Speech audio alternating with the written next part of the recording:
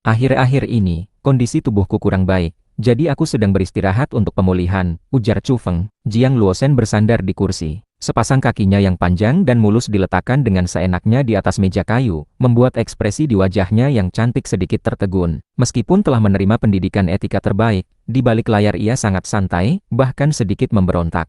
Jika tidak, ia tidak akan menjadi dewi nasional. Awalnya, keluarganya cukup menentang, tidak ingin dia tampil di hadapan publik. Sangat jarang ada orang yang menolaknya, terutama ketika ia sendiri yang menghubungi dan mengundang untuk makan malam. Aku punya jenis ramuan baru di sini. Apa kau mau coba? Ini efektif untuk berbagai penyakit, bahkan dapat secara perlahan meningkatkan fisikmu. Suara Jiang Luosen terdengar tenang dan meyakinkan. Ia sedang mencoba upaya terakhir, ingin segera bertemu dengan Chu Feng untuk mengetahui kebenaran itu. Namun, meskipun ia duduk di depan meja kantor, kenyataannya ia tidak setenang itu. Kakinya hampir menendang pot bunga di atas meja hingga jatuh. Ini adalah pertama kalinya ia ditolak dengan halus, lalu harus mengundang lagi. Bagi sang dewi nasional, ia mulai sedikit meragukan daya tariknya sendiri. Obat tidak akan mempan, aku mengidap penyakit aneh, dan hanya tanah ajaib yang bisa meredakan rasa sakitnya. Sayangnya, bagian yang susah payah kudapatkan hampir habis, kata Chu Feng. Jiang Luosen merasa curiga. Penyakit apa itu? Sebuah kilatan tajam melintas di matanya yang indah. Ia segera menyimpulkan bahwa bajingan itu sedang berbohong tanpa malu-malu. Tanpa pikir panjang, ia langsung berkata, itu terlalu mudah. Aku punya sedikit tanah ajaib di sini. Chu Feng sebenarnya hanya mengucapkannya secara spontan, sekedar tes sederhana. Ia sama sekali tidak berharap Jiang Luosen akan mengerti secepat ini. Chu Feng menilai bahwa rasa ingin tahu wanita tangguh ini terlalu besar. Ia pasti ingin menyelidiki sampai ke akar masalahnya dan memastikan apakah dia yang membunuh Raja Serigala Biru. Baiklah, sampai jumpa sebentar lagi. Jiang Luosen menyebutkan suatu lokasi dan dengan cepat menutup telepon. Setelah itu, ia bersenandung pelan, memanggil asistennya masuk, dan berkata, cari tas yang cantik dan elegan, lalu kumpulkan sekitar 250 gram pasir, jangan lebih dan jangan kurang. Kemudian, Jiang Luosen menghubungi Xia Qianyu, memberitahunya bahwa mereka akan segera pergi untuk makan besar. Xia Qianyu langsung gembira, tidak canggung sedikit pun. Ia segera bergegas menuju lokasi tersebut. Sebelum keluar, Chu Feng tak tahan untuk melirik pot bunga di sampingnya. Ada 4 kilogram penuh tanah ajaib di sana, tetapi benih putih salju yang ditanamnya sama sekali belum bertunas. Dia tahu, mungkin jumlah tanah ajaib masih belum cukup dan berpikir, apa dia benar-benar akan memberiku tanah ajaib? Dalam perjalanan, Chu Feng merenung, lalu menggelengkan kepalanya. Wanita itu terlalu cerdik. Tujuannya jelas, hanya ingin mengonfirmasi identitasnya. Mustahil dia memberikan hadiah besar tanpa alasan. Lampu neon bersinar. Shuntian di malam hari benar-benar merupakan kota metropolitan yang maju, dengan gedung-gedung pencakar langit yang berjejer rapat, satu demi satu, dipenuhi suasana modern. Namun, di luar kota yang jauh, ada burung sepanjang puluhan meter yang berputar-putar, terlihat jelas dari dalam kota. Selain itu, ada juga gunung purba yang berdekatan dengan kota besar itu. Di satu sisi adalah daerah primitif, dan di sisi lain adalah kota metropolitan modern. Kontrasnya sungguh luar biasa. Wanita itu, Chu Feng mendongak dan melihat seorang wanita di layar iklan besar. Dia sangat memikat. Ternyata itu adalah Xuan Yi, menantu dari keluarga Lin dari grup biologis Dewa Surgawi. Kebangkitan di akhir zaman, itu adalah nama sebuah film, dan ini adalah promosinya. Xuan Yi ada di dalamnya, ditampilkan dalam jarak dekat, terlihat sangat menawan. Chu Feng merasa sangat jijik pada wanita ini. Dia tidak hanya ingin berurusan dengannya, tetapi juga mengirim manusia super untuk menargetkan orang tuanya. Jika dia tidak kembali ke Shuntian tepat waktu, konsekuensinya pasti mengerikan. Apa dia juga termasuk salah satu pemeran utama? Chu Feng melihat lagi dan lagi. Kebangkitan di akhir zaman akan segera tayang, dan sekarang mereka memulai promosi besar-besaran. Jelas, film ini mendapat dukungan dari beberapa pihak karena sesuai dengan kondisi lingkungan saat ini, dan film itu bermaksud menampilkan sesuatu yang inspiratif. Wah, kakak itu cantik sekali, teriak seorang anak laki-laki di dekatnya, matanya berbinar. Tidak cantik, dia seperti siluman rubah, seru seorang gadis kecil. Kamu benar sekali. Chu Feng melewati tempat itu, dan mengelus kepala gadis kecil itu sebagai tanda dukungan. Setelah itu, dia melihat banyak poster promosi di jalan, semuanya tentang film itu, menampilkan banyak bintang dengan jajaran pemeran yang luar biasa. Hal ini membuat Chu Feng merasa tidak nyaman, karena film berjudul Raja Dewa Banteng Agung, yang ia bintangi juga akan dirilis, dan ternyata akan berhadapan dengan film wanita keji ini. Perlu diketahui, dia sama sekali tidak memiliki keyakinan pada Zhou Yitian, dan semua pemainnya juga bukan profesional. Sekarang, harus bersaing dengan film musuhnya, yang tayang pada periode yang sama. Ini sungguh sial. Chu Feng merasa sangat cemas. Jika wanita itu tahu, bukankah dia akan ditertawakan sampai mati? Dasar sutradara sialan. Di jalanan, sama sekali tidak ada poster film yang dia bintangi. Terlihat jelas bahwa promosinya sangat buruk. Inikah yang dimaksud Zhao Yitian dengan tidak gentar menghadapi pesaing? Cepat lihat, yang di sana sangat menarik. Ada apa? Ada poster promosi yang sangat unik muncul. Chu Feng mendengar orang-orang berdiskusi, dan ia pun tak bisa menahan diri untuk menoleh, melihat ke kejauhan, dan seketika terkejut. Poster film biasanya selalu menampilkan pria dan wanita tampan yang sangat menarik perhatian. Poster ini benar-benar berbeda, sangat provokatif. Itu adalah seorang pria berambut cepak dengan kulit seperti giok kuning. Jauh dari kata tampan, penampilannya hanya tergolong rata-rata, dan dia sedang menindih seekor babi hutan besar. Pria itu terlalu buas. Siapa dia? Lihat di bawah, ada tulisannya. Tak usah lihat deskripsinya. Cepat lihat layar besar di sana, ada video. Mengerikan dan sangat sengit. Sekelompok adegan muncul di layar besar. Seekor babi hutan yang mengerikan langsung menghancurkan kendaraan lapis baja hingga berkeping-keping. Kukunya merobek tanah, taringnya yang putih menusuk mayat, dan membunuh banyak manusia super. Apa itu benar-benar terjadi? Orang-orang terkejut.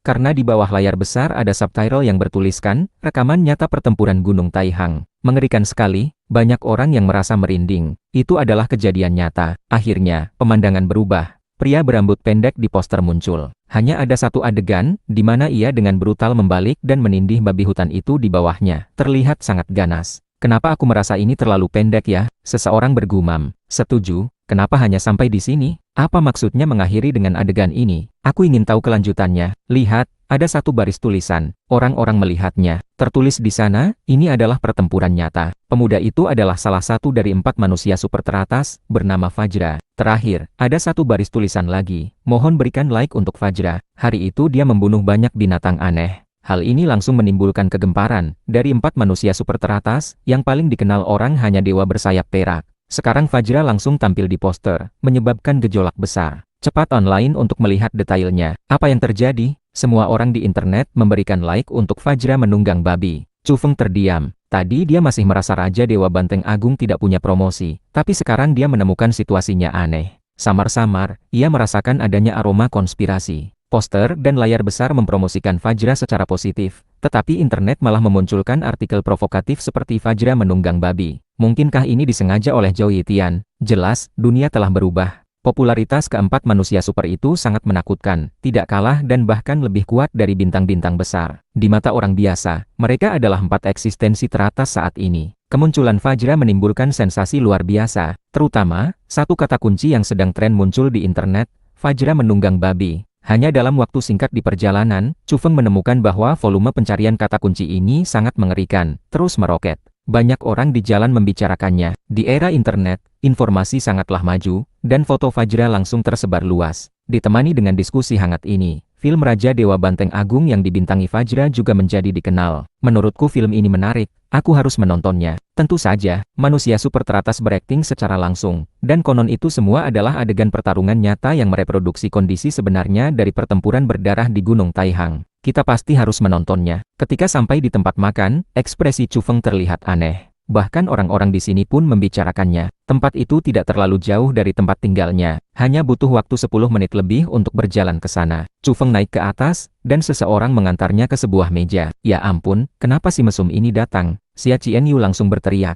Kalau kau menjelek-jelekanku lagi, aku pastikan malam ini aku akan menggendongmu pulang ke rumahku, kata Chu Feng dengan tenang kepadanya. Jiang Luoshen, kau bilang mau makan besar, tapi tidak bilang kalau kau mengundangnya. Xia Qianyu protes. Kesalahpahaman kita cukup besar waktu itu. Hari ini, mari kita lupakan permusuhan lama dengan secangkir minuman. Jiang Luoshen tersenyum. Ia mengenakan gaun panjang, menonjolkan lekuk tubuhnya yang memikat. Dijuluki Dewi Nasional, bentuk tubuh dan parasnya tentunya tidak bercela. Dalam hal ini, bahkan sahabat baiknya, Xia Qianyu, selalu merasa tertekan setiap kali duduk bersamanya. Meskipun Xia Qianyu murni dan memikat, ia memang tidak bisa dibandingkan dengan kecantikan mempesona Jiang Luoshen. Jiang Luoshen berdiri, memegang tas kain yang indah, tampak ingin menyerahkannya kepada Chu Feng. Ia ingin Chu Feng mengulurkan tangan untuk menerimanya, untuk melihat apakah ada bekas luka di pangkal ibu jarinya. Baru 2 atau 3 hari berlalu, tidak mungkin luka separah itu sudah sembuh total. Ia pernah berkonsultasi dengan beberapa ahli. Mereka sepakat bahwa pangkal ibu jari orang yang memenggal Raja Serigala itu robek terlalu parah. Bahkan jika tidak melukai tendon atau tulang, luka luar seperti itu akan membutuhkan beberapa hari untuk pulih. Mustahil tidak meninggalkan bekas luka setelah kejadian itu. Jiang Luoshen hanya pura-pura menyodorkannya, lalu meletakkan tas kain itu di samping. Ia berkata dengan santai, di dalamnya ada tanah ajaib. Jangan lupa dibawa saat kau pergi. Karena, ia melihat Chu Feng tidak langsung mengulurkan tangan, dan ia juga tidak mungkin langsung memberikannya. Kalau tidak, karena isinya hanya pasir, tipuannya akan terbongkar. Waktu itu, Qian Yu agak kurang sabar. Sejujurnya, kami berdua sama-sama salah, kata Jiang Luoshen. Aku tidak begitu. Xia Qian Yu tidak terima. Mari lupakan apa yang terjadi waktu itu, dan anggap saja kita baru mulai berkenalan, ujar Jiang Luoshen sambil tersenyum. Bibir merahnya cerah dan memikat. Ia mengulurkan tangan, seolah-olah benar-benar ingin berkenalan dari awal dan berjabat tangan dengan Chu Feng. Kenyataannya, ia masih hanya ingin melihat tangan Chu Feng. Setelah melihatnya dengan jelas, ia mungkin tidak akan jadi berjabat tangan dengannya. Chu Feng mengulurkan tangannya, sangat santai. Jiang Luoshen sedikit tertegun. Apa tebakannya salah? Sama sekali tidak ada bekas luka di tangan itu. Ia baru saja hendak menarik tangannya dan mencari alasan untuk berkelit. Gerakan tangan Chu Feng terlihat lambat, tetapi ia sudah menggenggam jari-jari rampingnya. Ia berkata, masalah yang lalu, lupakan saja sampai di sini. Xia Qian Yu terkejut dan curiga. Ia berkata terus terang, "Hei, Jiang Luoshen, bukankah kau tidak pernah membiarkan si mesum itu mengambil keuntungan? Kok malah mengajaknya jabat tangan?" Ia merasa khawatir, takut sahabatnya itu bermain api. Seharusnya ini tidak mungkin, tetapi akhir-akhir ini Jiang Luoshen selalu memintanya untuk menghubungi Chu Feng. Dia benar-benar bingung. Chu Feng sengaja menyesatkan, tanganku terluka, Nona Xia Qian Yu jangan khawatir, aku tidak merasa mengambil keuntungan, jari-jariku saat ini sangat mati rasa. Benarkah? Mata indah Jiang Luoshen menunjukkan ekspresi yang berbeda. Untuk pertama kalinya, ia merasa mungkin ia benar-benar telah mengungkap kebenaran. Ia dengan sangat alami melihat tangan Chu Feng, dan memanfaatkan momen jabat tangan itu untuk melihatnya berulang kali. Tidak ada kok. Baru pada saat ini ia menyadari bahwa telapak tangan Chu Feng sangat halus. Kualitas kulitnya tidak lebih buruk dari kulitnya. Jauh sekali dari kata terluka. Jiang Luoshen dengan cepat melepaskan genggaman itu. Ia merasa pria ini benar-benar kurang ajar dan dia telah digoda. Benar saja, ia melihat sekilas senyum yang cepat menghilang dari sudut bibir Chu Feng. Tuan Chu Feng, kudengar kau dan Lin Nuoyi adalah teman kuliah. Jiang Luoshen bertanya setelah duduk. Chu Feng tahu bahwa Gen Baodi telah menyelidikinya, dan kemungkinan besar telah menemukan banyak petunjuk. Tidak heran dia begitu penasaran dan sangat ingin mengungkap identitasnya. Iya, Chu Feng mengangguk. Makan malam ini terasa sangat rumit. Tidak ada ketegangan, tetapi juga tidak bisa dibilang akrab. Ya ampun, Jiang Luoshen, ada yang membuat gosip tentangmu. Tepat pada saat itu, Xia Qian Yu berkata. Ia menyerahkan alat komunikasinya kepada Jiang Luoshen, memintanya melihat berita. Seseorang mengunggah sebuah foto dengan latar belakang punggung bukit ular putih di Gunung Taihang. Jiang Luoshen berdiri di samping Raja Dewa Banteng, tersenyum cerah seperti bunga, dan berbincang akrab. Dilengkapi dengan teks, kisah tak terungkap antara Jiang Luoshen dan Raja Dewa Banteng. Nantikan kelanjutannya, di bawahnya banjir komentar. Apa maksudnya ini? Aku ingat. Dulu koran sore Wangde pernah memuat berita dengan judul 3 hari 2 malam yang tak terungkap antara Dewi Nasional dan Raja Dewa Banteng. Ternyata benar-benar mungkin terjadi ya. Melihat semua itu, wajah Jiang Luoshen langsung suram. Xia Qian Yu merasa marah, membela sahabatnya. Ia berkata, kenapa bisa begini? Orang-orang ini keterlaluan. Luoshen, kau harus menuntut mereka atas pencemaran nama baik. Di sampingnya, Chu Feng merasa bersalah. Bukankah Raja Dewa Banteng itu adalah dirinya? Pada saat yang sama, dalam hati ia mengutuk. Dasar keparat Zhou Yitian. Dia juga ikut digosipkan. Bagaimana ini akan berakhir? Ia rasanya ingin memukuli seseorang. Kenapa kau menggertakkan gigi? Xia Qian Yu berkata, memelototi Chu Feng. Chu Feng tertawa kering. Aku sedang membela Nona Jiang. Siapa yang melakukan ini? Keterlaluan sekali. Apa mereka tidak punya moral? Xia Qian Yu curiga dan bertanya, apa kau serius? Tentu saja, jawab Chu Feng dengan tegas. Sangat jarang Jiang Luoshen digosipkan seperti ini. Apa maksudnya kisah tak terungkap? Terutama, banyak orang pasti langsung teringat pada masalah koran sore Wangde. Benar saja, setelah dia melihat-lihat sekilas, topik itu dialihkan. Koran sore Wangde muncul lagi, dan di situs resminya kembali melancarkan fitnah besar-besaran. Jiang Luoshen sedang hamil. Kali ini, judulnya bahkan lebih mengerikan, mengejutkan dunia. Saat itu, di ruang makan pribadi. Sekalipun Jiang Luoshen cerdik dan tangguh, ia sangat marah hingga hampir melemparkan alat komunikasinya. Udara berdesir kencang di antara hidungnya yang mancung dan bibir merahnya yang cerah. Jelas, ia sangat emosi, hingga napasnya menjadi lebih berat. Ia dengan cepat menghubungi seseorang, dan berkata, Paman Li, kenapa koran sore Wangde tidak bisa ditutup? Internet gempar. Banyak orang mengutuk koran sore Wangde karena tidak beretika. Namun, ada juga yang menganalisis, berpendapat bahwa meskipun Jiang Luoshen tidak mungkin sedang hamil, pasti ada sesuatu antara dia dan Raja Dewa Banteng. Jiang Luoshen sangat membenci situasi ini. Tiba-tiba, alat komunikasi berbunyi. Chu Feng menunduk, garpu dan pisau di tangannya hampir jatuh. Zhao Yitian menelepon. Mana berani dia mengangkatnya. Dengan tegas dan cepat, ia menolak panggilan itu. Sambil bersikap seolah tidak terjadi apa-apa, ia berkata, telepon iseng sekarang semakin banyak. Kalau bukan penjual asuransi, ya penjual wanita cantik. Apa yang kau katakan? Xia Qianyu mendengus marah. Apa kau tidak pernah menerima telepon iseng seperti ini? Tanya Chu Feng sambil menatapnya dengan tenang. Xia Qianyu sangat marah hingga ingin memukul, menatap dengan mata besarnya yang polos, dan berkata, kau benar-benar mesum. Jiang Luoshen marah sendirian di samping, mengabaikan pertengkaran keduanya. Butuh waktu lama baginya untuk tenang. Chu Feng memuji, benar-benar pantas menyandang gelar Dewi Nasional. Betapa besarnya toleransimu. Kalau aku, pasti sudah kucabik-cabik koran sore Wangde. Kemudian, ia bertanya dengan nada curiga, ngomong-ngomong, dari mana asal-usul koran ini? Kenapa selalu mengincarmu? Jangan-jangan didirikan oleh seseorang bernama Wang De yang pernah ditolak cintanya olehmu. Api gosip Chu Feng berkobar-kobar, ia menggali sampai ke akar masalahnya. Makan saja, jangan banyak bicara, kata Xia Qianyu, ia tidak ingin sahabatnya semakin marah, karena sudah terlalu banyak hal yang mengganggu. Kemampuan Jiang Luoshen untuk menenangkan diri sangat baik. Ia segera menjadi tenang dan kembali memasang senyum tipis. Ia memiringkan kepala, melihat ke arah Chu Feng, dan bertanya, apa kau dan Lin Nuoyi punya hubungan yang baik? Ya, sangat baik, Chu Feng mengangguk. Dia tahu bahwa pihak lain telah menyelidiki dengan sangat teliti, jadi menyembunyikannya pun tidak ada gunanya. Xia Qianyu terkejut, mulut kecilnya terbuka membentuk huruf O, dan berkata, apa kau benar-benar mengenal Lin Nuoyi? Apa orang yang menghubungimu saat kita makan terakhir kali itu benar-benar dia? Chu Feng tidak menyangkal, berkata, sudah kubilang, aku tidak menyembunyikan apapun. Hanya saja kau punya prasangka terlalu kuat. Ini, bagaimana mungkin? Xia Qianyu bergumam. Lin Nuoyi memiliki masa lalu dengan si mesum ini. Itu sangat mengejutkannya. Jiang Luoshen menatap Chu Feng. Wajahnya yang putih bersih memiliki kilau. Tatapan matanya yang setengah melirik sangat memikat, menunjukkan pesona yang luar biasa. Namun, ada gejolak di hatinya, tidak secerah yang terlihat di wajahnya. Karena ia curiga, terlalu banyak hal misterius pada pria ini. Sejauh ini, dari petunjuk yang ia kumpulkan, Chu Feng jelas bukan orang biasa. Mungkinkah dia adalah Raja Dewa Banteng? Gagasan itu tiba-tiba muncul di benaknya, dan ia langsung terkejut sendiri. Penyebab utamanya adalah beberapa peristiwa besar yang terjadi dalam beberapa hari terakhir. Semuanya adalah berita yang meledak-ledak,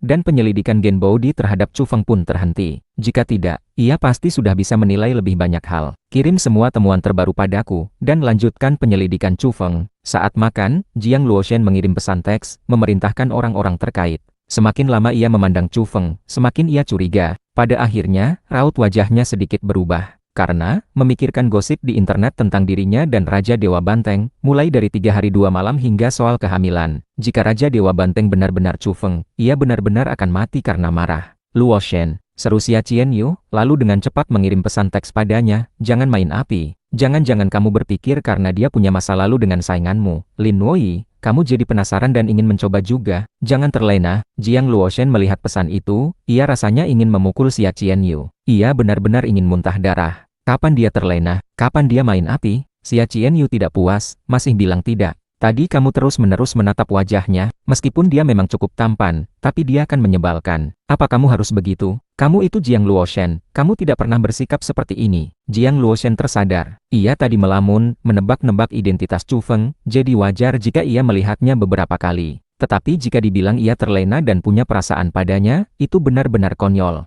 Faktanya, ia benar-benar punya dorongan kuat untuk meminta seseorang menangkap Chu Feng dan menginterogasinya. Jika dia benar-benar Raja Dewa Banteng, ia pasti akan memukulinya. Akhir-akhir ini, ia terus-menerus digosipkan memiliki hubungan dengan Raja Dewa Banteng, dan pria itu tidak pernah menjelaskan atau tampil membela diri. Keterlaluan sekali. Pada saat yang sama, ia juga berpikir, jika Chu Feng adalah Raja Dewa Banteng, maka ia mungkin memang orang yang membunuh Raja Serigala. Semuanya akan terhubung. Memikirkan hal ini, Jiang Luoshen terkejut. Ia semakin menantikan hasil penyelidikan lanjutan, ingin segera mengetahui identitas aslinya. Namun, di meja makan Jiang Luoshen bersikap sangat santai. Ia tersenyum ke arah Xia Qianyu dan berkata, film kebangkitan di akhir zaman akan segera tayang. Ini kan debutmu. Selamat ya, semoga kamu terkenal di seluruh negeri. Chu Feng juga tertawa dan berkata, tadi aku melihat banyak poster promosi di jalan, banyak bintang besar yang mendukungnya. Aku juga melihatmu di poster, calon bintang besar. Aku ucapkan selamat. Xia Qianyu sangat senang, dan ia juga menantikan perilisan drama besar ini. Pada saat yang sama, ia tidak lupa untuk menyerang Chu Feng, katanya kau juga aktor, membintangi sebuah film, kapan tayangnya? Mendengar itu, Chu Feng langsung lemas. Ia tidak takut bertarung melawan Raja Serigala, tetapi ia khawatir film itu akan menimbulkan berbagai konsekuensi buruk setelah dirilis. Jiang Luoshen juga tertawa riang dan sangat mempesona. Ia berkata, apa jangan-jangan filmmu bentrok dengan film Qian Yu? Wah, itu akan buruk sekali. Film kebangkitan di akhir zaman dipenuhi aktor-aktor papan atas dengan jajaran superstar, ibaratnya tak terhentikan. Sebenarnya, ia sama sekali tidak percaya Chu Feng benar-benar berakting dalam sebuah film. Ia benar-benar hanya sedang mengejek.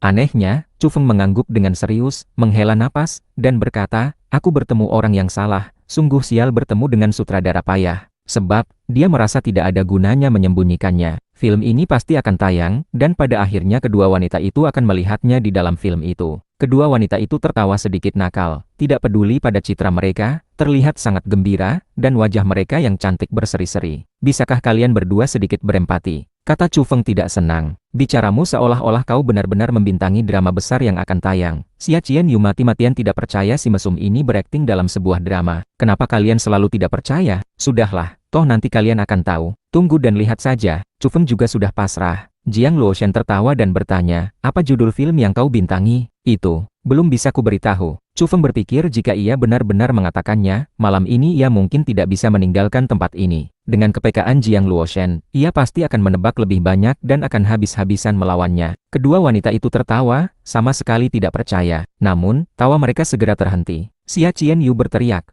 Luoshen, orang itu menggosipkanmu lagi. Ya ampun, tadi dia bilang nantikan kelanjutannya, ternyata secepat ini. Dia benar-benar ingin menciptakan berita yang meledak-ledak. Jiang Luoshen pucat pasi setelah mendengarnya. Ia benar-benar sudah merasa ketakutan oleh koran sore Wang De yang tidak beretika itu. Ia khawatir akan ada masalah baru. Ia segera mencari. Ternyata bukan koran sore Wang De, melainkan orang yang sebelumnya membocorkan. Namun, ini juga menakutkan. Judul artikel itu adalah Jiang Luoshen dan Pangeran Tampannya. Meskipun judulnya tidak menjijikkan dan tidak seburuk koran sore Wang De, hal itu tetap membuat Jiang Luoshen kesal. Terutama setelah melihat foto dan isi beritanya, ia benar-benar ingin menghancurkan alat komunikasinya, dan lebih ingin lagi memukul Chu Feng tanpa memedulikan citranya. Latar belakang foto adalah lantai 88 gedung King Yun, tempat mereka bertiga makan terakhir kali. Dalam gambar, seorang pria muda yang keren, mengenakan kacamata hitam dan masker besar, terlihat bersama kedua wanita cantik. Sedangkan kedua wanita cantik itu tampil di depan umum, hampir tanpa menyembunyikan identitas mereka. Pria muda itu adalah Chu Feng, dan dua wanita cantik itu adalah Jiang Luoshen dan Xia Qian Yu. Pria itu seperti seorang pahlawan bertopeng yang tidak dikenali orang lain, sementara kedua wanita itu terlihat sangat jelas dalam sorotan. Artikel itu mencoba menggiring opini, mengatakan bahwa Dewi Nasional melakukan segalanya demi pria ini, tidak mengenakan kacamata hitam atau masker untuk menutupi diri, sama sekali tidak peduli akan terekspos, karena cintanya yang sangat dalam. Setelah membaca bagian ini, sekalipun Jiang Luoshen cerdik dan tangguh, ia hampir gila karena marah. Bukankah kacamata hitam dan maskernya jelas-jelas dirampas? Tentu saja, itu bukan intinya. Artikel ini jelas-jelas omong kosong, sengaja menggiring opini. Di akhir artikel, bahkan ada pertanyaan, siapa sebenarnya pria ini? Dia membuat Dewi Nasional begitu tergila-gila, hingga rela mengejar dengan cara seperti ini. Identitasnya pasti sangat luar biasa, dan harus diselidiki. Adapun komentar dan feedback dari warganet di bawahnya, itu bahkan lebih mengerikan. Ya ampun, apa aku bermimpi? Jiang Luoshen tidak menyembunyikan diri, malah pria itu yang perlu menyembunyikan identitasnya, mengejutkan sekali. Dewiku, kenapa kau bisa begini? Terlalu tidak tahu malu. Inikah pangeran tampan Dewi Jiang? Menurutku biasa saja, lebih tampan aku. Dewi Jiang, seleramu buruk sekali. Jiang Luoshen benar-benar ingin membunuh. Matanya memancarkan api, ia menatap Chu Feng, dan hampir saja melempar semua peralatan makan ke arahnya. Ini bukan urusanku, aku juga korban. Chu Feng buru-buru berkata untuk membela diri. Ia membersihkan dirinya dari semua tuduhan. Ia benar-benar tidak boleh terlibat dalam hal ini. Setidaknya ia harus menghindarinya saat ini. Saat ini, ia sangat ingin mencari Zhao Yitian untuk memukulinya. Keparat itu tidak berunding dengannya, dan langsung meluncurkan berita yang sangat heboh. Keterlaluan sekali. Semua karena kau. Menyebalkan sekali. Tunggu, jangan-jangan kau yang membocorkannya, seru Xia Qian Yu. Mana mungkin, aku kan masih di sini. Lagi pula, apa aku bodoh? Aku belum menikah, lalu digosipkan dengan kalian. Reputasiku rusak. Bagaimana aku bisa mencari gadis yang kusuka nanti? Aku juga korban dari insiden ini. Chu Feng kembali membela diri. Mendengar itu, Xia Qian Yu langsung sangat marah, tetapi ia segera menahan diri karena alat komunikasinya berdering. Gawat, ini sutradara yang menghubungiku. Pasti karena insiden gosip ini. Jantung Xia Qian Yu berdebar kencang, ia sangat gugup. Setelah mengangkat telepon, ia berbisik memanggil, Halo, sutradara Zhao. Benar saja, dari seberang terdengar suara marah. Ada apa denganmu Xia Qianyu? Di film Kebangkitan di Akhir Zaman, kau tampil dengan citra yang sangat murni. Itu adalah daya tarik terbesar, dengan porsi peran yang banyak. Sekarang kau menghambat seluruh drama ini. Xia Qianyu sangat ketakutan. Jiang Luoshen yang lebih tenang, mengambil alih dan berbicara dengan sutradara Zhao, mengatakan bahwa ini bukan masalah besar. Dengan beberapa kalimat sederhana, ia berhasil meredam amarah sutradara itu. Jiang Luoshen bergerak cepat, segera menghubungi orang-orangnya, ingin meminta bantuan untuk menghapus unggahan itu. Namun, kali ini ternyata tidak berhasil, dan ia hanya diberi alasan. Jiang Luoshen, situasinya tidak bagus, masalahnya sulit. Kemudian Xia Qianyu membantu menganalisis, berkata, hal-hal ini terjadi beruntun. Ini sengaja mencoreng namamu. Mereka ingin menciptakan berita yang meledak-ledak. Chu Feng hanya menunduk, duduk tegak dengan sopan, tidak berani memberikan pendapat apapun. Ia harus memisahkan dirinya dari masalah ini sampai mati. Jiang Luoshen sedang menatapnya, matanya yang indah dipenuhi aura membunuh. Meskipun disebut Dewi Nasional, saat ini ia benar-benar ingin memukuli orang, seperti wanita beringas. Tiba-tiba, di meja makan, alat komunikasi Chu Feng berdering lagi. Ia melihat lagi-lagi itu Zhao Yitian. Wajahnya hampir hijau. Ia segera menutupnya, dan berkata, telepon iseng ini benar-benar tidak punya etika. Di sebuah kediaman, Zhao Yitian merasa curiga, bergumam pada dirinya sendiri. Kawan, aku ingin berbagi kegembiraan. Kenapa kau sibuk sekali? Kenapa tidak mengangkat telepon? Efek promosi kita sekarang sangat heboh. Bagi Chu Feng, tidak ada kegembiraan sama sekali. Jelas ini adalah horor. Semuanya hampir terbongkar. Jiang Luoshen sedang menatapnya dengan ekspresi tidak senang. Kenapa kau selalu tidak mengangkatnya? Dan kenapa langsung menutupnya? Itu hanya telepon iseng saja, sama seperti koran sore Wang De yang terus-menerus mengincarmu. Tapi aku bukan Dewi Nasional, jadi hanya telepon-telepon iseng ini yang menggangguku, kata Chu Feng dengan tenang, tidak lupa menyenggol kelemahan Jiang Luoshen untuk mengalihkan topik. Kelopak mata Jiang Luoshen berkedut, beberapa garis hitam muncul di dahinya yang putih bersih. Ia sangat ingin memukul Chu Feng. Makan malam ini tidak bisa dinikmati dengan tenang. Jelas terlalu mengganggu, berita di internet terus bermunculan. Semuanya tentang Jiang Luoshen. Tidak perlu makan, hanya melihat laporan ini saja sudah bisa membuat Jiang Luoshen kenyang karena marah. Makan malam selesai, Chu Feng sangat ingin segera pergi. Dia benar-benar tidak ingin tinggal lebih lama, khawatir Zhao Yitian akan menghubunginya lagi. Kenapa aku merasa kau terlihat lega? Xia Qianyu curiga. Jiang Luoshen juga menoleh, menatapnya beberapa kali. Sudah kubilang, aku sedang tidak enak badan. Aku ingin pulang, nonton berita, dan tidur lebih awal, jawab Chu Feng. Jiang Luoshen merasa tidak nyaman mendengar kata berita. Sepanjang malam ia diganggu oleh kata itu. Ia tidak tahan untuk tidak memelototinya dengan tajam. Kau sengaja ya, kata Xia Qianyu. Ia juga tidak senang. Mana ada, kata Chu Feng, berbalik dan berjalan pergi. Namun, setelah berjalan beberapa langkah, ia berhenti dan menoleh ke Jiang Luoshen. Nona Jiang, apa kau sudah membawakan tanah ajaib untukku? Maaf, aku salah bawa. Jiang Luoshen dengan santai menyimpan tas kain indah itu. Baiklah, kalau begitu lupakan saja. Tapi, makan malam bersama Nona Jiang benar-benar malam yang menyenangkan. Sampai jumpa, Chu Feng tersenyum dan melambaikan tangan. Apanya yang menyenangkan? Pria ini pasti sengaja memprovokasi kita. Semalam suntuk kita dibuat gila. Xia Qianyu menatap punggung Chu Feng dengan kesal. Malam ini benar-benar sial. Segala macam hal aneh terjadi. Luoshen, kamu benar-benar difitnah habis-habisan. Jiang Luoshen juga menatap punggung Chu Feng, terus merasa curiga. Mungkinkah dia benar-benar Raja Iblis Banteng? Kalau iya, itu jauh lebih menyebalkan. Sesampainya di rumah, Chu Feng segera menelepon Zhao Yitian. Sebelum ia sempat berkata apa-apa, orang di seberang sudah berbicara panjang lebar. Kawan, aku kira kau hilang kontak. Aku terus mencarimu, ingin berbagi kegembiraan. Semuanya berjalan lancar malam ini. Kegembiraan apanya? Itu mengerikan. Aku peringatkan kau, jangan sampai aku menjadi musuh seluruh dunia. Kalau tidak, aku akan melemparmu ke Gunung Ular Putih. Hei, kawan, kau tidak bisa begitu. Melalui panggilan telepon yang menyakitkan ini, meskipun Chu Feng sudah habis bicara, Zhao Yitian tetap bersikap santai. Baiklah, aku akan lebih berhati-hati. Pada akhirnya, Zhao Yitian hanya bisa berkompromi sampai titik itu. Chu Feng sangat terkejut, karena melalui percakapan itu, ia tahu bahwa pihak berwenang sangat mendukung Zhao Yitian, menganggap ini adalah film dokumenter yang mereproduksi pertempuran besar di Gunung Ular Putih, dan memberikan berbagai kemudahan. Di pagi hari, Chu Feng bangun, mandi, dan melakukan metode pernapasan khusus di bawah sinar mentari pagi. Ia menemukan bahwa ia semakin maju setiap hari. Fisiknya terus meningkat dan menjadi lebih kuat, yang membuatnya merasa senang. Di pagi hari ini, suasana hati beberapa orang lain sudah pasti tidak akan menyenangkan. Fajra bangun pagi untuk berlatih. Akhir-akhir ini, ia semakin kuat.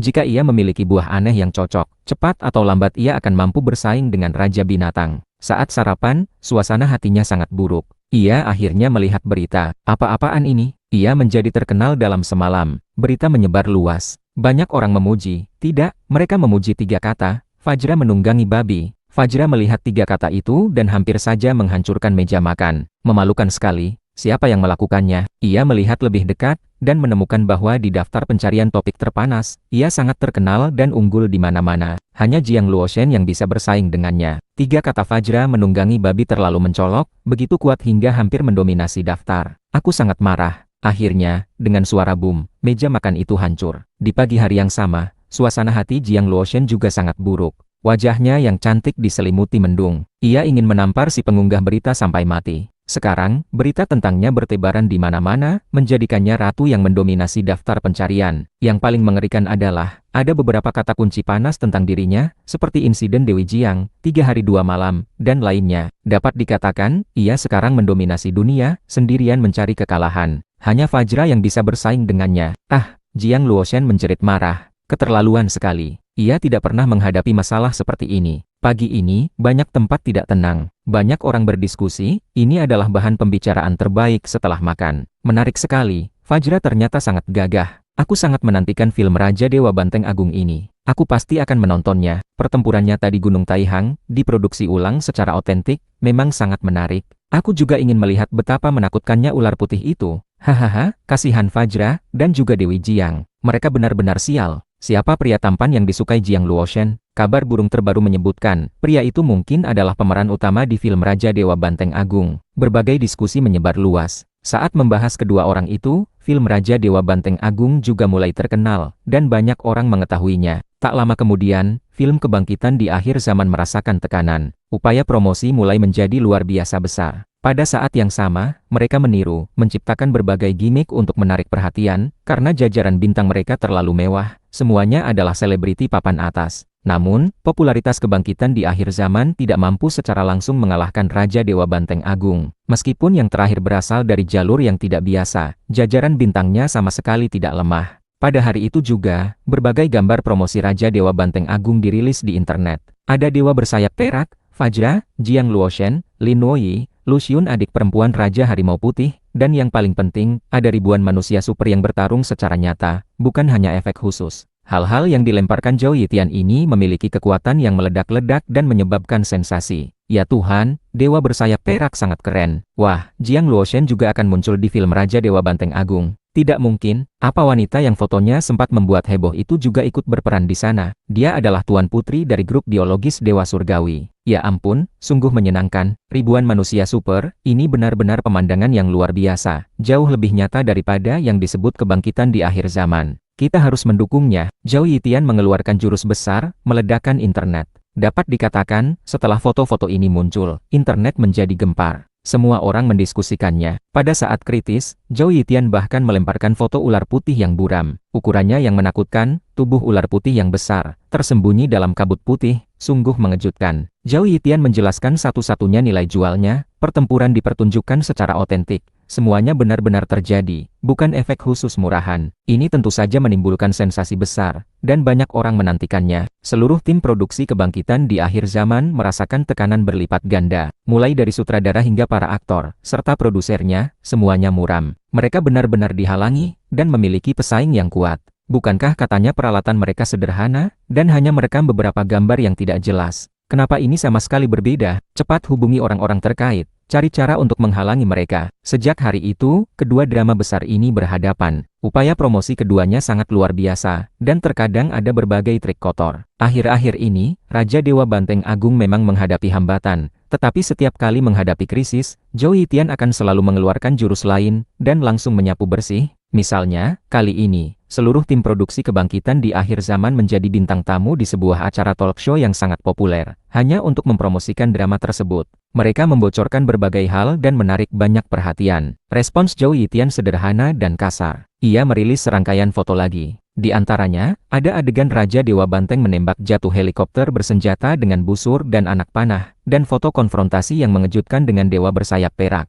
Ia secara khusus menjelaskan, semuanya benar-benar terjadi. Benarkah? Bisa menembak jatuh pesawat dengan busur dan anak panah? Pria ini sangat tangguh. Raja Dewa Banteng benar-benar berani. Film perang, film fantasi, film mitologi, semuanya ada di film Raja Dewa Banteng Agung. Wajib ditonton. Ini menimbulkan gelombang besar. Zhao Yitian menekankan bahwa semua ini adalah pertempuran nyata, bukan efek khusus murahan. Seluruh tim produksi kebangkitan di akhir zaman sangat marah, karena Zhao Yitian selalu menyebut efek khusus murahan. Jika dibandingkan, dampak merusaknya benar-benar terlalu besar. Tak lama kemudian, orang-orang kebangkitan di akhir zaman membalas, mulai menyebar fitnah dan mencoreng nama baik. Namun, Zhao Yitian telah berhasil membangkitkan harapan banyak orang, dan banyak orang secara otomatis membelanya. Film Raja Dewa Banteng Agung tidak bergantung pada bintang-bintang besar, karena ini adalah pertempuran nyata yang spektakuler dan menakutkan, tak tertandingi, melampaui segalanya. Jadi, sampai sekarang, aku belum mengumumkan identitas asli pemeran utama pria, karena tidak perlu. Namun, karena desakan, dan semua orang sepakat untuk merilisnya, maka akan kuberikan pada kalian. Zhao Yitian merilis foto lain. Foto itu sangat menarik perhatian, jelas merupakan senjata pemusnah massal, dan sensasinya sangat tahan lama. Dalam foto itu, seorang pria mengenakan kacamata hitam dan masker, berhasil mengunci Jiang Luoshen, menahannya dari belakang. Jelas, begitu foto ini keluar, internet meledak.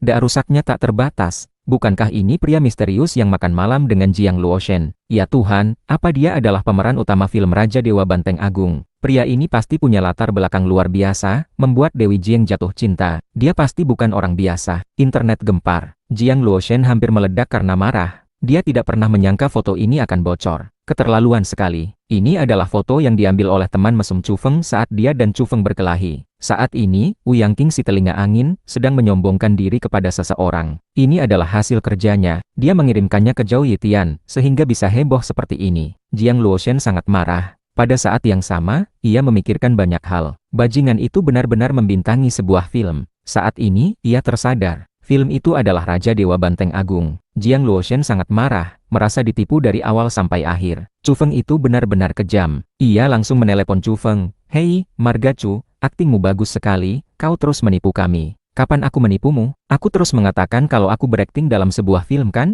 Kalian saja yang tidak percaya, kata Chu Feng. Jiang Luoshen tidak bisa marah lagi. Ia dengan cepat menutup telepon. Setelah dipikir-pikir, memang begitu. Bajingan itu selalu bilang dia adalah pemeran utama. Hanya saja dia dan Xia Qianyu tidak percaya. Jangan bilang kau adalah Raja Dewa Banteng. Begitu ia meletakkan alat komunikasinya, Jiang Luoshen langsung memikirkan identitasnya, menggertakkan gigi. Identitas ini bahkan lebih dibenci, karena terus-menerus terlibat dengannya. Xia Qianyu juga tercengang. Si mesum itu benar-benar membintangi sebuah film, tidak berbohong. Dan yang paling penting, film itu bersaing ketat dengan filmnya, menjadi pesaing. Raja Dewa Banteng, si pembohong ini. Xia Qianyu merasa sangat bingung. Hari demi hari berlalu, kedua drama besar itu akan segera tayang. Kedua belah pihak menggunakan segala cara. Untungnya, pihak berwenang mendukung Zhao Yitian. Kalau tidak, dia pasti sudah ditangani dengan trik kotor. Akhir-akhir ini, Lin Nuoye juga melihat berita itu, dan terdiam. Bahkan dia dimanfaatkan, dan diminta untuk berakting di film Raja Dewa Banteng Agung. Sungguh konyol. Fajra dan Dewa Bersayap Perak tentu saja juga terkejut.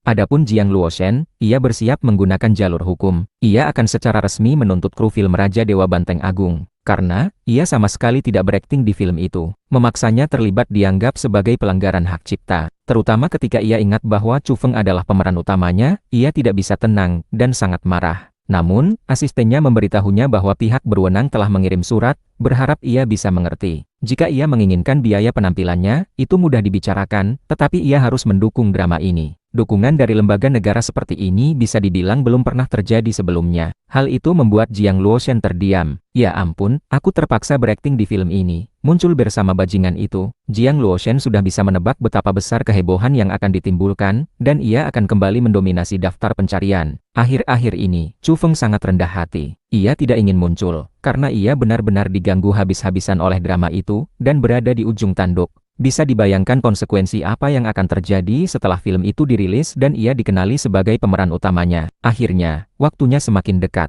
Kedua drama itu akan tayang besok. Pada saat kritis ini, tentu saja ada berbagai berita mengejutkan. Film kebangkitan di akhir zaman tidak perlu diragukan lagi. Jajaran bintangnya terlalu kuat. Para aktornya penuh karisma. Zhao Yitian juga tidak ragu-ragu. Ia merilis foto mengejutkan, yaitu seekor sapi hitam besar. Dalam siaran itu, sapi itu bisa berbicara bahasa manusia. Selain itu, ada juga penampakan ular putih yang besar. Jangan anggap ini efek khusus murahan. Semua ini nyata. Apa kalian tahu siapa sapi hitam besar ini? Konon, dia dijuluki Raja Iblis Banteng. Zhao Yitian bersumpah, memberitahu publik bahwa itu adalah Raja Iblis Banteng. Pelepasan berita ini tidak mungkin tidak menimbulkan gempa bumi opini publik. Dan pada hari ini, Zhao Yitian membocorkan cerita, meskipun film ini tidak menceritakan kisah Raja Iblis Banteng, tetapi ada bagian penting dari ceritanya. Itu adalah kisah cinta yang menyentuh. Raja Iblis Banteng datang dari gunung api yang jauh ke Gunung Ular Putih, hanya untuk bertemu dengan peri ular putih yang ia cintai selama ribuan tahun. Setelah senjata besar ini dirilis, tidak hanya internet yang meledak, tetapi Gunung Kunlun juga hampir meledak. Sekelompok raja binatang di Gunung Kunlun terinfeksi oleh Huang Niu. Mereka masing-masing memiliki alat komunikasi, dan sering mengikuti perkembangan masyarakat manusia. Sekarang, mereka langsung tahu tentang masalah ini. Sapi tua itu hebat juga, si hitam besar mau mengejar peri putih. Sungguh bernyali besar. Mendengar kata-kata ini, sapi hitam besar yang belum berangkat ke Vatikan langsung meledak karena marah. Apa-apaan ini? Dia buru-buru mencari tahu detailnya di internet. Akibatnya, pada hari itu, Gunung Kunlun mengeluarkan raungan Raja Iblis Banteng yang mengguncang bumi. Sialan, berani-beraninya kalian menggosipkan aku. Apa kalian bosan hidup? Sutradara payah itu, tunggu saja. Cepat atau lambat aku akan kesyuntian dan mengulitimu hidup-hidup.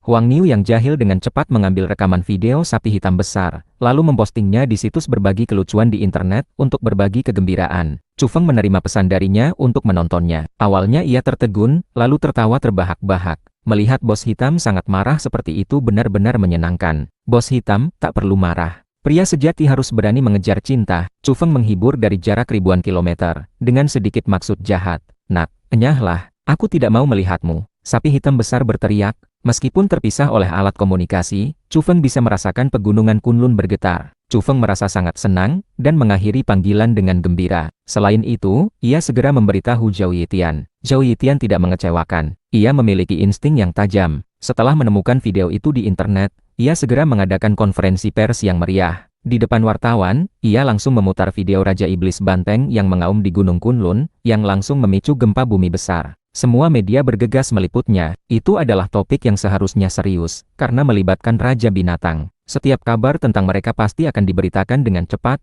dan mustahil tidak menimbulkan sensasi. Namun, semua orang yang menonton video itu tidak merasa takut atau gentar terhadap Raja Binatang itu. Melihat Raja Iblis Banteng yang sangat marah dan mengaum terus-menerus, orang-orang merasa sangat senang. Selain itu, tidak ada yang bersimpati pada Zhao Yitian. Mereka semua tertawa. Film besar ini pasti akan menjadi legenda. Belum juga dirilis, sudah bisa berinteraksi dengan Raja Binatang. Zhao Yitian benar-benar orang yang berbakat, tapi jangan sampai dia benar-benar dikuliti oleh sapi tua itu. Kita harus menontonnya. Aku punya firasat. Raja Iblis Banteng itu juga akan menonton film ini, dan pasti akan ada interaksi yang lebih menarik setelahnya. Benar sekali, cepat pesan tiket. Besok kita tonton. Dapat dikatakan, auman Raja Iblis Banteng menjadi materi promosi terbaik sebelum film besar ini dirilis. Video itu menjadi viral di mana-mana, bahkan menyebar ke luar negeri. Seluruh tim produksi film Kebangkitan di Akhir Zaman merasakan tekanan berlipat ganda. Mereka semua sedikit tercengang. Kemana mereka harus mencari Raja Binatang? Berinteraksi dengan mereka? Jangan harap. Malam itu, suasananya sangat tidak tenang. Bahkan pihak berwenang terkejut. Mereka mencari Zhao Yitian untuk berbicara, memintanya untuk tenang. Meskipun mereka sangat mendukungnya, ia tidak boleh lagi memprovokasi Raja Binatang. Zhao Yitian merasa bersalah. Ia buru-buru menepuk dada dan berjanji bahwa ia tidak akan melakukannya lagi. Sebenarnya, ia sangat berhati-hati. Meskipun ia memprovokasi sapi hitam besar, ia tidak berani menyinggung ular putih dengan menyebutnya sebagai peri. Keesokan harinya, kedua film besar itu mengadakan acara pemutaran perdana secara bergantian. Film Kebangkitan di Akhir Zaman secara alami memiliki keuntungan, dengan bintang-bintang besar berkumpul, membuat orang terpesona. Berbagai superstar berkumpul, berinteraksi dengan para penonton yang hadir, menciptakan suasana yang sangat meriah. Sebaliknya, Raja Dewa Banteng Agung tampak sangat sepi di acara pemutaran perdananya. Jangankan mengundang bintang-bintang populer untuk hadir, pemeran utamanya sendiri, Chu Feng, bahkan tidak datang. Dia melarikan diri. Mana berani dia menunjukkan diri. Saat ini ia berada di ujung tanduk, dan entah berapa banyak orang yang mengincarnya, hanya menunggu dia muncul. Kebangkitan di Akhir Zaman tampil dengan sikap mendominasi. Jajaran bintang yang mewah mengejutkan semua orang. Investor drama ini memiliki koneksi yang terlalu kuat, mengundang banyak tokoh besar. Mereka sangat percaya diri. Di acara itu, mereka menyatakan akan memecahkan semua rekor, menciptakan keajaiban box office. Tidak ada yang bisa menghentikan mereka. Bahkan, ada superstar yang menunjukkan ekspresi menghina. Meskipun tidak menyebut nama, orang tahu siapa yang dimaksud. Ia mengkritik film lain yang dibuat secara kasar, dengan aktor amatir. Apa yang bisa diharapkan? Ia sangat sombong, mengatakan, lihat saja, box office menentukan segalanya. Jalur tak biasa itu hanya populer di awal karena gimmick marketing, tapi setelah ini pasti akan menghadapi kegagalan total. Sebaliknya, acara pemutaran perdana film Raja Dewa Banteng Agung tampak sangat menyedihkan. Tidak ada satupun bintang yang diundang. Jiang Luoshen, Fajra, Lin Nuoyi, dan yang lainnya yang ada di poster promosi, tidak ada yang hadir. Di lokasi, hanya ada beberapa aktor. Ye Qingrouo dan Chan Luoyan, setelah melihat situasinya tidak beres, segera melarikan diri. Hanya Du Huaijin si mata seribu li dan Wu Yangqing si telinga angin yang sangat gembira, sering berinteraksi dengan orang-orang di lokasi, memuaskan hasrat mereka menjadi bintang. Kami tidak mengundang bintang terkenal, kami hanya mengundang penonton. Film hebat yang sebenarnya kami serahkan kepada penonton untuk dinilai. Kami akan membungkam beberapa orang dengan keajaiban box office. Ini adalah ucapan berani Zhou Yitian, karena ia memang tidak punya pilihan. Ia sama sekali tidak bisa mengundang bintang ke acara itu. Setelah acara pemutaran perdana, kedua film besar itu resmi mulai ditayangkan untuk umum. Hari itu, bioskop-bioskop dipenuhi orang. Tidak pernah seseru ini. Di mana-mana penuh orang, berdesakan. Bukan hanya itu, bahkan popcorn pun terjual habis. Saat ini, tiket sangat sulit didapatkan. Para calo di luar bioskop bahkan sengaja menahan tiket, menaikkan harga menjadi selangit di waktu-waktu tertentu. Belum pernah terjadi kemeriahan seperti ini. Menurut penilaian media, ini adalah kegilaan. Ada yang melakukan wawancara di lokasi, mencari tahu mengapa begitu ramai. Selain karena kedua film besar itu sesuai dengan kondisi lingkungan saat ini, ada berbagai alasan lain. Banyak orang yang menyukai film kebangkitan di akhir zaman sangat fanatik, karena mereka mengidolakan bintang. Ada terlalu banyak bintang besar di dalamnya, semuanya adalah idola mereka. Adapun orang-orang yang menonton film Raja Dewa Banteng Agung, sebagian besar karena penasaran. Film ini terlalu unik, menampilkan pertempuran manusia super yang nyata, dan raja binatang yang menakutkan. Hal ini tidak terbayangkan di masa lalu. Pada saat yang sama, keunikannya juga terlihat dari beberapa aktornya, seperti Jiang Luoshen, Fajra, Dewa Bersayap Perak, Lin Nuoyi, dan lainnya. Aku ingin melihat kisah cinta Raja Iblis Banteng dan Peri Ular Putih. Hahaha, di Gunung Kunlun, sapi hitam besar juga memantau setiap saat. Ketika melihat banyak orang memberikan alasan menonton seperti itu, ia hampir saja melempar alat komunikasinya. Aku marah sekali. Kemudian, ia menangkap Huang Niu dan memukulinya. Bocah nakal, beraninya kau mengambil fotoku dan mempostingnya di internet. Aku akan menghajarmu sampai mati. Huang Niu menjadi cemas. Ia mengancam, jika sapi hitam besar berani menyentuhnya lagi, ia akan meminta Chu Feng untuk menyebarkan lebih banyak informasi, membuat Raja Iblis Banteng terkenal di seluruh dunia. Sapi hitam besar sangat marah, tetapi hanya bisa melotot.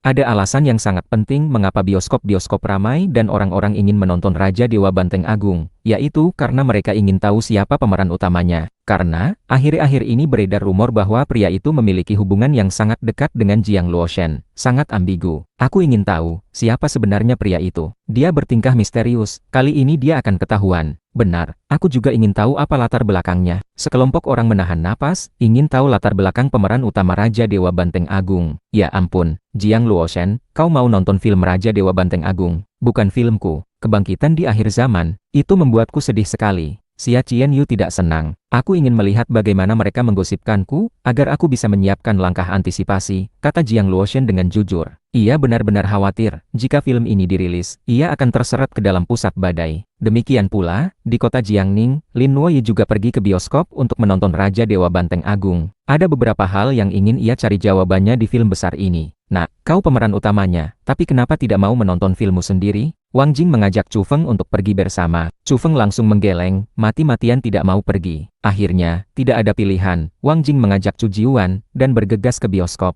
Ia berkata, ini untuk menyumbang rekor box office putraku. Penayangan dimulai. Bioskop-bioskop yang menayangkan kedua film besar itu penuh sesak. Saat ini, Chu Feng langsung mematikan alat komunikasinya. Ia takut akan ada terlalu banyak panggilan masuk, hingga baterainya habis. Kemudian, ia langsung kabur. Karena, ia merasa tinggal di rumah juga tidak aman. Lebih baik berburu di luar kota saja. Dengan begitu, ia tidak akan melihat dan tidak perlu memikirkannya. Akhir-akhir ini, ia sering keluar kota, masuk ke hutan belantara. Setiap kali ia kembali, ia membawa hasil buruan dan berbagai buah untuk menambah menu makanan di rumah. Chu Feng memutuskan untuk pergi lebih jauh kali ini. Lagi pula, ia sudah meninggalkan catatan di rumah. Tidak masalah jika ia tinggal di alam liar selama 2 atau 3 hari. Di pinggiran Shuntian, binatang aneh yang aktif di dekat desa dan kota kecil cenderung lebih sedikit, sebagian besar berada di pegunungan. Saat ini, desa-desa terpencil hampir tidak berpenghuni. Mereka semua telah pindah ke daerah perkotaan yang mudah diakses transportasi, sehingga lebih mudah bagi tentara untuk melindungi mereka. Bahkan, rekonstruksi area perumahan sedang didiskusikan. Ada kemungkinan populasi akan semakin terkonsentrasi. Secara relatif, daerah sekitar Shuntian masih tergolong tenang. Selama tidak menerobos masuk ke kedalaman hutan belantara yang misterius, umumnya, ia tidak akan bertemu dengan monster yang terlalu menakutkan. Tiba-tiba, Chu Feng mengulurkan tangan. Di hutan, ia menangkap sekuntum bunga putih salju yang melayang dari udara. Chu Feng mendongak, melihat ke kejauhan. Pandangannya terfokus. Ia melihat sebuah pohon raksasa, tingginya ratusan meter, yang bahkan tidak dapat dihalangi oleh bukit-bukit di dekatnya. Chu Feng maju, sambil waspada, karena, melihat pohon besar ini, ia teringat pada pemandangan ketika dunia mulai berubah. Ia pernah melihat pohon ginkgo purba di kereta, yang tingginya lebih dari gunung, bergoyang di tengah badai petir. Ia juga melihat pohon anggur yang menjulang tinggi, seolah mencapai langit, melayang di angkasa, dan bahkan menarik satelit buatan manusia hingga jatuh di atas kereta. Ketika perubahan alam dimulai, banyak tanaman misterius muncul di luar angkasa, yang secara serius mempengaruhi komunikasi satelit. Setelah itu, Chu Feng tahu bahwa negara-negara pada saat itu sangat tegang. Mereka menggunakan roket yang tak terhitung jumlahnya, meluncurkannya ke luar angkasa, untuk menghancurkan tanaman aneh itu. Pada saat yang sama, beberapa tanaman aneh raksasa di darat juga menjadi sasaran serangan, sehingga kemudian menghilang. Setelah sampai di Istana Yusu, Chu Feng juga pernah menyelidiki masalah ini. Saat itu, Lu Tong pernah mengatakan kepadanya dengan ekspresi serius bahwa tanaman-tanaman itu mungkin lebih berbahaya, sehingga mereka dihilangkan terlebih dahulu. Di era pasca peradaban, beberapa perubahan misterius telah terjadi. Negara-negara tahu banyak kebenaran, jadi pada awal krisis, mereka mengambil tindakan tegas. Baik timur maupun barat, semuanya menyerang saat itu. Lu Tong memberitahu Chu Feng, setelah pertempuran itu, persediaan roket dan rudal semua negara terkuras parah, hampir habis. Untungnya, mereka bergegas memproduksi dan dengan cepat mengisi kembali persediaan. Chu Feng terlihat muram. Tanaman raksasa seperti ini muncul lagi. Ia melewati bukit rendah dan mendekat. Ini adalah pohon pagoda, sangat besar, tingginya mencapai 500 meter. Bunga-bunganya berderet, putih salju dan bening, bertebaran di udara, seperti salju yang turun. Ada aroma bunga yang samar, tetapi Chu Feng yakin, itu bukan katalisator, dan tidak dapat membuat orang berevolusi. Ia berdiri tidak jauh dari pohon besar itu. Tubuhnya tidak merasakan apa-apa, tidak ada tanda-tanda akan berevolusi. Pada saat yang sama, ia merasakan kehendak samar di dalam batang pohon. Itu tidak seperti tanaman biasa, melainkan seperti makhluk yang sedikit cerdas. Dulu, indera spiritual Chu Feng belum cukup kuat. Jadi ia tidak merasakan betapa menakutkannya tanaman merambat raksasa yang menarik satelit di kereta itu. Sekarang berbeda. Sekarang ia adalah ahli yang hebat, dengan indera spiritual yang luar biasa. Ia merasakan keunikan pohon pagoda ini. Dunia ini masih terus berubah. Sulit untuk dipahami, diselimuti kabut tebal. Gumam Chu Feng lalu menghela napas. Perubahan alam sangat aneh dan misterius. Kebenarannya masih belum bisa dijangkau. Ada terlalu banyak kabut di dalamnya. Sayangnya, meskipun pohon ini luar biasa, serbuk sarinya tidak dapat mendorong evolusi Chu Feng, dan juga tidak efektif untuk binatang aneh di sekitarnya. Chu Feng pergi, dan mulai melakukan perjalanan jauh, mencari lebih banyak area di sekitar Shuntian. Untungnya, pada akhirnya, ia hanya menemukan pohon pagoda purba itu saja. Tanaman lain masih tergolong normal. Chu Feng berjalan semakin jauh. Dengan fisiknya yang luar biasa, ia tidak merasa lelah. Menjelang malam, ia sudah berada sekitar 400 km dari Shuntian. Sinar senja memancar, mewarnai hutan. Area ini sangat sunyi, tidak terdengar oman binatang buas, dan tidak terlihat burung pemangsa di udara. Chu Feng bermandikan cahaya matahari terbenam. Ia berjalan sendirian di hutan. Ia ingin mencari tempat untuk beristirahat dan makan. Tiba-tiba, ia mendengar suara yang sangat aneh. Jaraknya masih sangat jauh, tetapi pendengarannya yang jauh melebihi orang biasa sudah menangkapnya. Seperti suara napas, tapi, kenapa napas suatu makhluk bisa begitu berat? Chu Feng terkejut. Ia waspada, lalu diam-diam mendekat. Setelah berjalan beberapa kilometer, ia melihat pemandangan aneh di antara pegunungan. Ada tambang yang ditinggalkan di gunung, yang dari waktu ke waktu memancarkan cahaya perak, dan suara yang dikeluarkan seperti suara napas yang berat. Selain itu, Chu Feng sangat terkejut. Ia juga melihat pohon aneh. Tidak terlalu besar, tetapi sangat kuat dan kuno. Kulit pohonnya retak, seperti naga tua yang bersembunyi di sana. Pohon ini berakar di tepi tambang yang ditinggalkan. Tingginya sekitar 3 meter. Daunnya berwarna ungu muda dan memancarkan cahaya api. Pohon aneh yang dapat membuat makhluk berevolusi. Chu Feng yakin, ini adalah pohon aneh yang misterius. Tingginya ternyata seperti ini, jauh melebihi pohon kecil setinggi 1 meter di masa lalu. Ini tambang perak. Chu Feng terkejut. Ia merasa tambang perak yang ditinggalkan ini seolah-olah telah hidup. Kenapa begini? Tambang perak yang ditinggalkan, seolah-olah memiliki kehidupan. Sulit dipercaya. Pohon-pohon di sekitar relatif jarang, karena pohon-pohon besar telah ditebang saat penambangan. Ada banyak batu berwarna merah kecoklatan yang menumpuk menjadi bukit-bukit kecil. Tambang perak Miping. Chu Feng melihat ukiran nama di dekat tambang perak itu. Sepertinya tambang ini baru ditinggalkan beberapa tahun yang lalu. Dia berputar-putar di sekitar tambang perak dari jauh, mengamati dari berbagai sisi, sambil juga mengamati pohon itu. Seluruh pohon terlihat luar biasa, tingginya 3 meter, memancarkan cahaya api yang samar. Daunnya berwarna ungu muda dan berkilauan, seolah-olah terbakar, memancarkan aura kehidupan yang menakjubkan. Sayangnya, ia tidak bisa mengenali tanaman apa ini. Pohon itu berakar di tepi tambang perak, dengan diameter batang sekitar 30 cm. Dibandingkan dengan pohon pinus kecil di Gunung Taihang, entah berapa kali lipat lebih megah. Perlu diketahui, pohon kecil yang ditemukan oleh 4 manusia super seperti Fajra, dewa bersayap perak, dan Huoling tingginya hanya sekitar 1 meter. Tetapi pohon-pohon seperti itu sudah membuat mereka menonjol di antara generasi mereka. Bisa dibayangkan betapa luar biasanya pohon ini. Dibandingkan dengan pohon-pohon tinggi lainnya, pohon ini tidak terlalu tebal, tetapi memiliki kesan kuat dan kuno. Batang utamanya penuh dengan kulit pecah selebar telapak tangan, terbuka seperti sisik naga. Pohon ajaib. Chu Feng menghela napas, tetapi ia tidak pernah mendekat. Meskipun pohon itu sangat menarik, ia tidak bergerak, karena tempat itu terlalu aneh. Aroma wangi tercium dari jarak sejauh ini. Pasti sudah berbuah. Ia memilih posisi yang menguntungkan. Akhirnya, melalui daun-daun yang lebat, ia melihat 2 buah di dalam mahkota pohon. Keduanya sebesar mangkuk, berwarna perak bersih, memancarkan cahaya senja. Kedua buah itu berbentuk seperti buah plum, dan aromanya menyebar, sangat menggoda. Jika ini dimakan, bisakah aku melawan Raja Binatang? Chu Feng menduga, itu pasti cukup. Namun, entah mengapa ia terus merasa tidak nyaman, bahkan jantungnya berdebar-debar. Tempat ini membuatnya merasa tidak tenang. Terlalu sunyi, tidak ada burung pemangsa yang mendekat, dan tidak ada binatang buas yang lewat. Sangat aneh. Bahkan, di dekat situ tidak ada semut atau serangga, hanya tumbuh-tumbuhan. Kadang-kadang, tambang perak itu mengeluarkan suara napas. Memang seperti napas. Ketika lubang tambang memancarkan cahaya putih, itu seperti mengembuskan napas. Ketika meredup, itu seperti menarik napas. Ada kuncup bunga lagi? Chu Feng terkejut. Setelah pindah posisi lagi, di antara daun-daun lebat, ia melihat kuncup bunga yang hampir mekar, sangat besar, berwarna perak bersih. Ini memberinya dorongan untuk segera bergegas ke sana. Namun, Chu Feng akhirnya mundur tanpa suara. Ia berlari jauh, lalu menangkap seekor tikus gunung sepanjang sekitar 30 cm. Ia memegang ekornya, dan melemparkannya ke arah tambang perak. Tikus gunung itu mendarat, masih puluhan meter dari lubang tambang. Matanya berputar-putar, menatap pohon aneh itu, menunjukkan ekspresi serakah. Dalam sekejap, tikus itu tiba-tiba menjerit, lalu menghilang dari tempatnya. Ia ditarik oleh cahaya perak, masuk ke dalam tambang, dan tak lama kemudian, ia tidak bersuara lagi. Chu Feng menunjukkan ekspresi terkejut.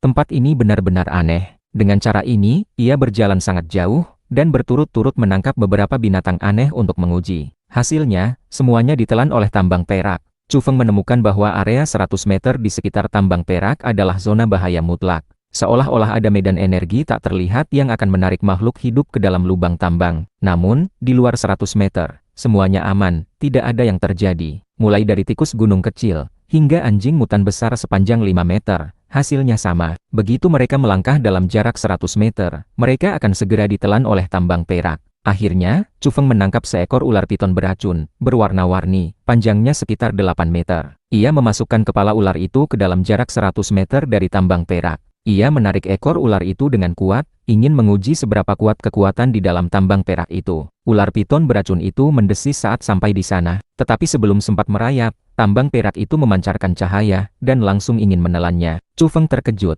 Ia menarik ekor ular, merasakan kekuatan besar yang ingin menariknya juga. Ia menarik keras ke belakang. Akibatnya, tubuh ular piton beracun itu menegang, hampir putus, dan mengeluarkan darah. Ia segera melepaskan, karena kekuatan tarikan itu terlalu menakutkan, dan cahaya perak itu merambat, menuju ke arahnya. Swoosh! Ular piton beracun itu jatuh ke tambang perak, dan langsung terdiam. Chu Feng mengerutkan kening. Punggungnya sedikit dingin. Untungnya ia cukup cermat, kalau tidak, ia mungkin akan mati di sini. Area 100 meter di sekitar tambang perak adalah tanah kematian. Makhluk hidup yang melangkah ke dalamnya pasti akan mati. Setidaknya, dengan kekuatannya saat ini, ia tidak bisa mendekat.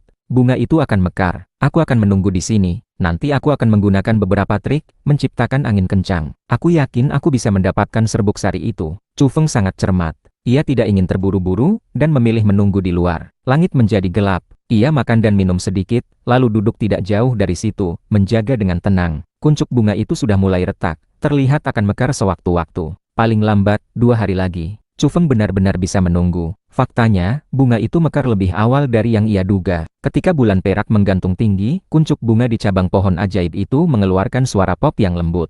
Seketika, bulu kuduk Chu Feng berdiri. Tanpa berpikir 2 kali, ia segera melarikan diri. Ini adalah naluri. Ia merasakan bahaya besar, mengancam hidupnya. Ia melarikan diri dari tempat itu dengan kecepatan mendekati suara. Chu Feng melesat membawa angin kencang, udara berdentum keras. Ia sangat cepat. Tak lama kemudian, ia berdiri di puncak gunung, sekitar 16 km dari tambang perak. Area tambang perak menjadi tidak tenang. Ada keributan di hutan itu. Sudah tidak ada makhluk hidup di sekitarnya. Tetapi setelah kelopak bunga mekar, aromanya menyebar sangat jauh, menarik makhluk hidup dari luar. Tidak butuh waktu lama, banyak burung pemangsa dan binatang buas muncul di area sekitarnya, bergegas menuju tambang perak. Bahkan makhluk hidup di hutan belantara besar pun gelisah, mengaum. Sayangnya, mereka tidak bisa keluar, seolah ada batasan yang menghalangi mereka. Chu Feng merasa sangat cemas. Ia merasa sangat menyesal. Apakah ia akan melewatkan kesempatan besar ini dengan hanya melihatnya? Tak lama kemudian, matanya terbelalak. Ia sangat terkejut. Babi hutan, anjing pemburu, luwak, serigala biru, macan tutul, dan lainnya di tanah, semuanya jatuh tanpa alasan yang jelas. Penglihatan Chu Feng sangat tajam. Ia bisa menandingi Du Huaijin si mata seribuli. Ia melihat dengan jelas. Setelah kuncup bunga di pohon aneh itu mekar, ia memancarkan cahaya terang, dan serbuk sari menyebar. Makhluk-makhluk itu seolah-olah mati begitu mencium aroma bunga. Apa yang sebenarnya terjadi? Chu Feng terkejut. Ia tidak mengerti sama sekali. Kemudian, ia melihat pemandangan yang lebih menakjubkan. Cahaya putih muncul dari tambang perak. Itu adalah perak logam yang berkumpul, berubah menjadi makhluk hidup, dan terus mencium aroma bunga. Logam memiliki kehidupan. Chu Feng ketakutan. Di langit malam, ada kelelawar sepanjang 8 meter, memancarkan gelombang yang menakutkan, dan menukik dengan cepat. Ini jelas merupakan binatang aneh yang sangat kuat.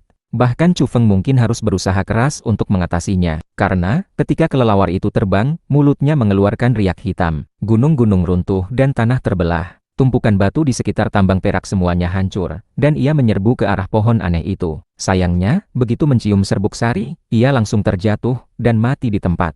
Semua makhluk hidup yang datang mati dalam aroma kuat serbuk sari. Chu Feng merinding. Ia akhirnya tahu mengapa ia merasakan bahaya sebelumnya, dan secara naluriah ingin melarikan diri. Serbuk sari itu mematikan, sama sekali bukan peluang. Di dekat tambang perak, semua makhluk hidup mati total. Namun, di dalam tambang, cahaya putih bersinar terang. Cairan logam berkumpul. Tambang perak itu benar-benar memiliki kehidupan. Selain itu, di tanah sekitarnya, muncul gumpalan logam perak bersih. Setelah bersentuhan dengan serbuk sari, perak itu mulai membentuk wujud, menjadi bentuk kehidupan. Akhirnya, muncul anjing perak, macan tutul perak, kelelawar perak, dan lainnya. Mereka meniru makhluk yang mati di tanah, membentuk wujud. Dan mereka bergerak cepat, menyeret mayat-mayat itu ke dalam tambang purba, atau menguburnya di sekitar pohon aneh itu. Dijadikan pupuk. Chu Feng mengerti, bunga itu mekar untuk waktu yang lama, barulah di akhir, aromanya memudar. Tambang perak memancarkan cahaya putih. Semua makhluk kecil, macan tutul perak, babi perak, kelelawar perak, dan lainnya, semuanya bergegas pergi, berubah menjadi cairan logam, lalu masuk ke dalam tambang purba, bergabung menjadi satu bentuk kehidupan. Di dalam tambang, logam terus berubah bentuk, tidak memiliki bentuk yang tetap. Akhirnya, area sekitar tambang purba kembali sunyi. Bentuk kehidupan tambang perak itu masuk ke dalam tambang. Mengerikan sekali. Apakah ini tanaman yang lahir khusus untuk logam? Ia dapat mendorong evolusi logam. Chu Feng bergumam. Ia merasa situasinya sangat serius. Benar saja, dunia ini masih terus bermutasi, dan lebih banyak kabut yang muncul. Beberapa waktu kemudian, ia sekali lagi mendekati tambang perak, berdiri 100 meter jauhnya.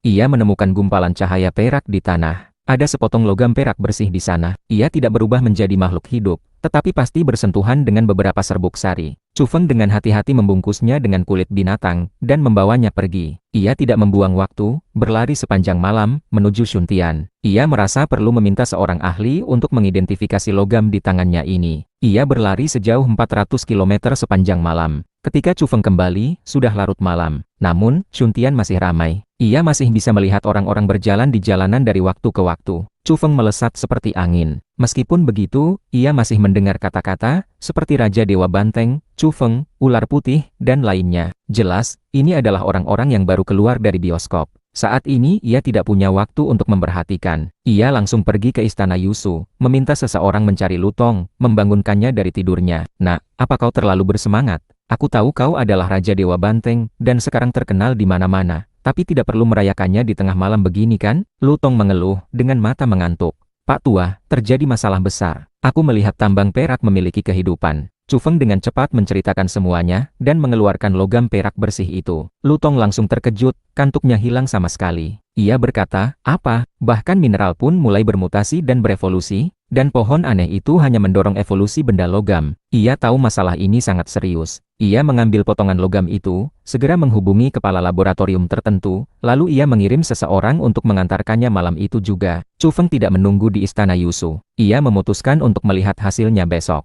Sudah larut malam, ketika ia pulang, ia menemukan kedua orang tuanya belum tidur. Terutama Wang Jing, ia sangat bersemangat. Melihatnya pulang, ia langsung berteriak, "Nak, aktingmu kali ini benar-benar tidak buruk." Kepala Chu Feng pusing, ia tidak tahu bagaimana situasinya sekarang. Ia sudah mematikan alat komunikasinya. Raja Dewa Banteng mendapat pujian besar. "Banyak orang mencarimu, dan mereka menghubungi ayahmu dan aku." Wang Jing sangat senang. "Siapa saja?" tanya Chu Feng dengan rasa bersalah. "Banyak sekali, misalnya, gadis yang dijodohkan denganmu itu, menelepon beberapa kali malam ini, menanyakan apakah kamu sudah pulang. Dia sangat proaktif. Kurasa ada harapan." Wang Jing memberitahu. Chu Feng langsung tahu bahwa itu bukan harapan, melainkan kemarahan. Ia menduga Xia Qianyu mencarinya atas nama Jiang Luoshen, ingin menjebaknya untuk keluar dan memukulinya. Benar saja, Wang Jing kembali memberitahunya, ada gadis lain, dia bilang marganya Jiang. Dia sangat emosional. Suaranya bergetar saat berbicara, bahkan giginya seolah bergemeletuk. "Dia memintaku memberitahumu, setelah kamu pulang, segera hubungi dia. Dia juga bilang kalau kamu mengenalnya." Chu Feng tahu tanpa berpikir bahwa itu adalah Jiang Luoshen. Itu tidak mungkin emosional. Itu pasti dorongan, ingin memukulinya habis-habisan. Kemungkinan besar setelah Raja Dewa Banteng Agung ditayangkan, Jiang Luoshen kembali mendominasi daftar pencarian. Pasti ada hubungannya dengan dia. Adapun Jiang Luoshen yang giginya bergemeletuk,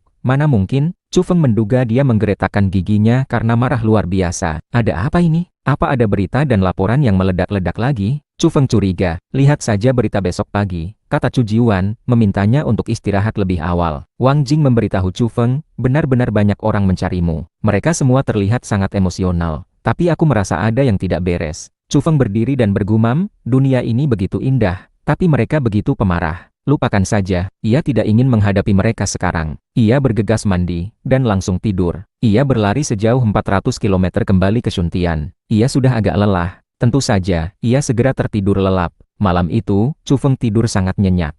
Tetapi banyak orang lain yang merasa cemas dan tidak bisa tidur. Orang-orang ini, mulai dari Jiang Luoshen, Xia Qianyu, Fajra, Dewa Bersayap Perak, hingga Xuan Yi dan keluargamu. Bahkan termasuk Lin Noi, semuanya tidak bisa tidur. Beberapa orang bahkan ingin langsung mendatangi rumah Chu Feng. Bahkan di antara binatang aneh, ada juga yang tidak bisa tidur, seperti sapi hitam besar, yang juga marah besar di Gunung Kunlun. Ia ingin menghubungi Chu Feng untuk membantunya menangkap orang, tetapi pemuda itu hilang kontak, dan sama sekali tidak memedulikannya. Tentu saja, banyak binatang aneh lain juga tidak bisa tidur. Penayangan kedua film besar hari itu seolah membuka cakrawala baru bagi mereka.